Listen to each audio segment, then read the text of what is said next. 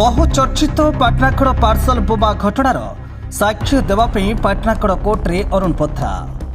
घटनार 60 number साक्षी होउछंती तत्कालीन crime branch IG Arun पथरा।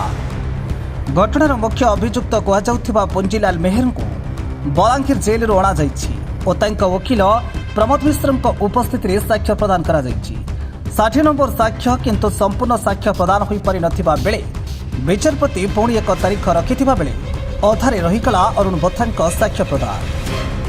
आज additional DG Arun Bothra evidence थिला तांकर एग्जामिनेशन ऑन चीफ अधारे रही जाइए।